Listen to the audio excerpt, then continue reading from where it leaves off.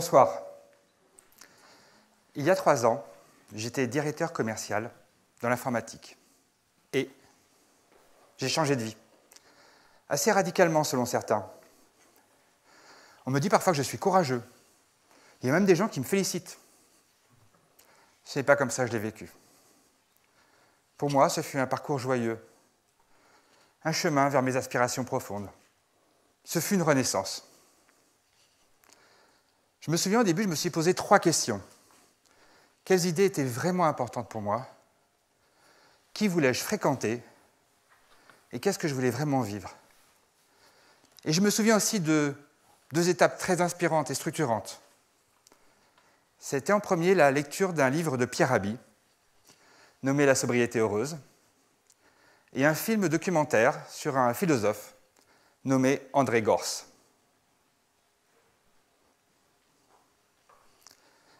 Et c'est à ce moment que j'ai compris que si je change mon comportement, c'est le monde qui change, car je fais partie du monde.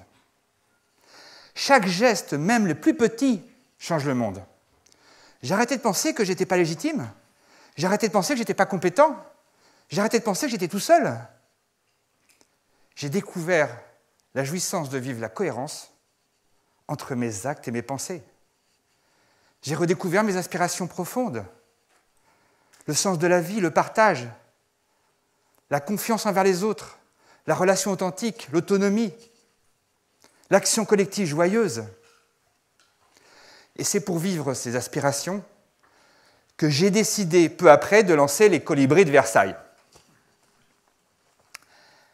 Et depuis, avec des dizaines d'autres colibris, nous avons inspiré, lancé, initié, réalisé, soutenu plus d'une 50aine d'actions et de projets. Ok, c'est quoi donc ces actions et projets dont je parle? Je vais vous donner quelques exemples dans 3 domaines en particulier. J'ai changé mon alimentation. Aujourd'hui, plus de 75% de ma nourriture me vient de producteurs paysans que je connais personnellement. Un paysan maraîcher, un paysan producteur de blé à la fois, meunier et boulanger, un paysan producteur d'œufs et un paysan producteur de fruits. Je les soutiens activement en leur achetant ma nourriture 1 an à l'avance. Oui, 1 an à l'avance. Je le fais au sein d'une association qui s'appelle UNAMAP. Je me souviens, au début, il y a 3 ans, on était 5-6. Aujourd'hui, nous sommes 100 familles à Versailles.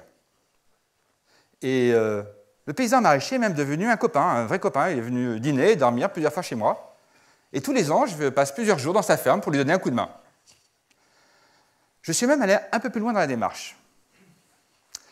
Au mois de mai 2016, j'ai lancé le premier jardin partagé de Versailles, avec une 20aine d'autres Versaillaises et Versaillais. Nous avons le plaisir de travailler dans un jardin potager. J'ai le plaisir de manger des légumes que j'ai fait pousser.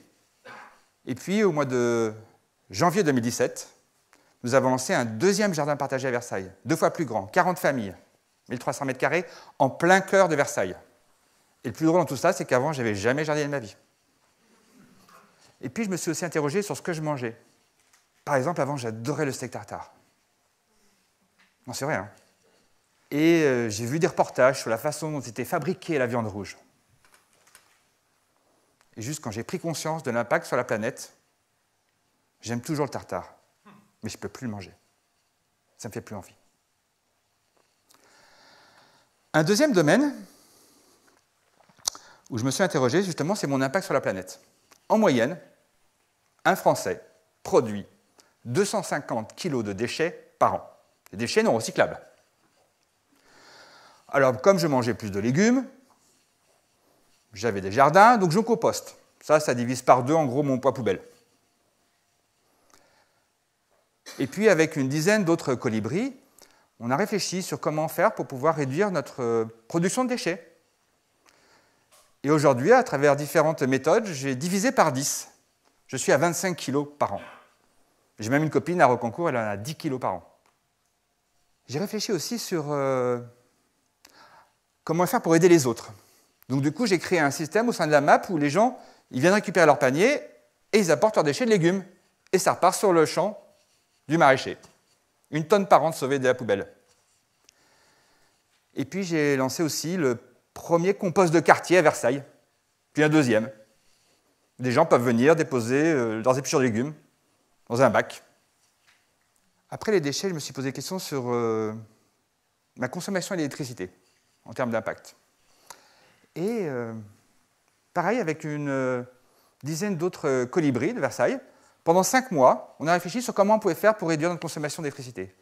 En 5 mois, nous avons diminué notre facture d'électricité de 25%, juste à travers quelques gestes, sans rien changer à notre confort. Et puis après, je me suis posé, mais quelle électricité? Est-ce qu'il n'y aurait pas des fournisseurs d'électricité éventuellement un peu renouvelables? Je suis allé chercher sur Internet et j'ai trouvé un distributeur, producteur d'électricité 100% renouvelable. Ça m'a pris exactement 30 minutes pour faire le changement d'opérateur. Tout est pris en charge par les 2 opérateurs, l'ancien et le nouveau. Aucune rupture. 30 minutes. Et puis après, je me suis aussi intéressé à ma banque. Est-ce qu'il n'y aurait pas des banques qui soient peut-être plus éthiques, qui mettent moins d'argent dans des paradis fiscaux, des îles, vous voyez ce que je veux dire? Ou qui peut-être sont un peu moins enclins à faire des projets dans le domaine de l'extraction fossile. Je suis allé sur Internet. Il y a 2 banques qui se dégagent du lot, très nettement. L'une d'elles avait une agence à Versailles, et j'ai donc changé de banque. Et un troisième domaine dans lequel je me suis interrogé, c'était ma consommation. J'ai arrêté presque totalement d'acheter des objets. Alors certes, ça m'a fait gagner beaucoup d'argent, mais surtout, ça m'a fait gagner un temps fou. Le temps de réfléchir à ce que j'allais acheter, le temps d'aller comparer, le temps d'aller acheter, le temps de revenir, le temps de le déballer, de l'installer, le temps d'utiliser l'objet, le temps de le jeter. C'est juste énorme le temps que je gagne à ne pas faire tout cela. Et ce temps, j'ai fait le choix de le consacrer à porter mon attention à moi, aux autres et à mon environnement. Par exemple, avant, j'avais une voiture. Une voiture, ça coûte cher, ça pollue mes poumons, et ça rend dépendant au pétrole. J'ai décidé de ne plus avoir de voiture. Maintenant, je marche à pied. J'utilise un vélo. Puis de temps en temps, j'utilise des transports en commun. Et j'ai même, grâce à une association de Véroflay, j'apprends à réparer mon vélo tout seul. Avant, j'utilisais exclusivement l'euro. Vous savez, cette monnaie un peu limitée, spéculative, peu pérenne. Aujourd'hui, j'utilise en plus le soleil. C'est une monnaie locale, une monnaie durable et conviviale. Chaque semaine, j'échange des objets et des services. Oui, ici, à Viroflay, à Versailles, contre des soleils. Je le fais avec d'autres particuliers. Je le fais au sein d'une association qui s'appelle le CEL de Versailles, Système d'échange local. OK.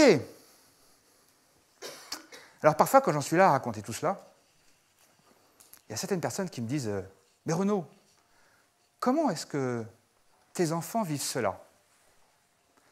Je réponds « Mes enfants, ils sont heureux de me voir heureux. »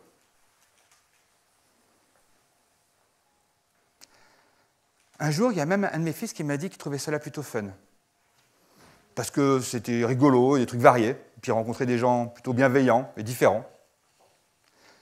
Et puis souvent, nous discutons de ces sujets et de ces concepts nouveaux, concepts qu'ils utilisent parfois dans leurs études supérieures, dans leurs activités. Des concepts tels que ressourcerie, riz par café, jardin partagé, monnaie locale, des concepts nouveaux tels que débat mouvant, forum ouvert, communication non violente, sociocratie, décision par consentement, élection sans candidat. Et enfin, quand je pense Certaines personnes me disent « Mais c'est trop difficile, il y a trop à faire, c'est trop dur ». J'invite juste à commencer par des choses simples, des choses sur lesquelles je me sens à l'aise et en confort de le faire. J'invite, pour moi, je préfère poser ces actes à plusieurs ou en groupe, juste parce que c'est encourageant et convivial. Merci.